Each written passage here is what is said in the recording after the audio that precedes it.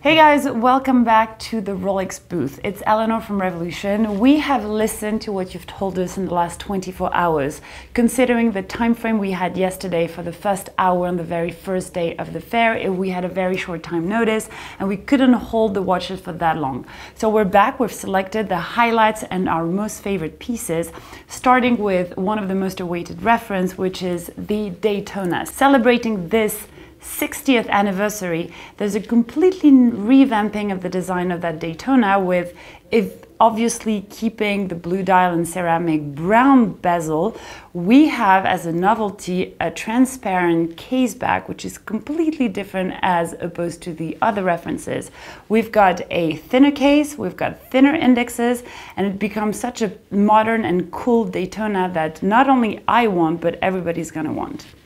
Moving on to the second most awaited reference, which is for the very first time in the Yacht-Master collection, the titanium RLX version of that Yacht-Master with a black ceramic bezel. You can't hold it, but I can tell you that it's extremely light, extremely comfortable, which makes it even more sporty to wear, and I guess an easier way to wear Yacht-Master for all the Yacht-Master's lover. Last but not least, from the original classic SkyDoiler collection, we have here a mint version of the dial, which is Waco's personal favorite piece. We've got the same characteristic with the fluted bezel, lunette cannelée, as the Rolex lover will call.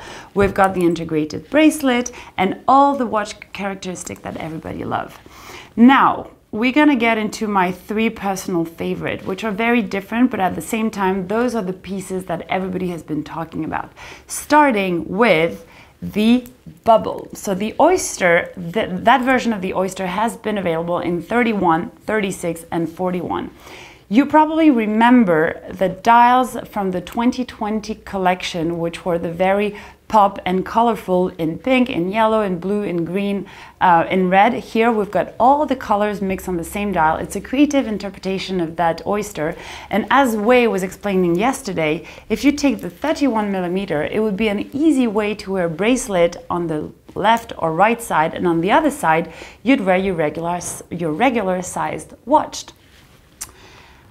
The one before the last is obviously the Puzzle. What makes it very interesting is you have different elements. You find again the fluted bezel, it's a 36 Oyster. We have four distinctive parts of the watch. Number one, you have émail chanlevé, which has all the vivid colors of the Puzzle.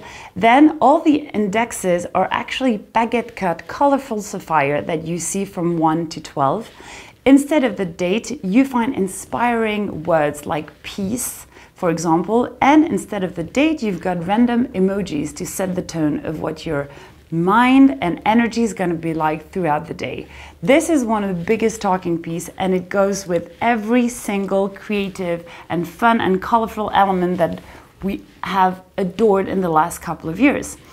Last but not least, my personal favorite, going back to more of a traditional reference, here we've got the GMT Master with a Jubilee bracelet. We've got the two-tone dials, which are white gold and yellow gold, as a sort of dynamic and more energetic, colorful piece, and obviously the bicolor bezel that you find in ceramic black and gray.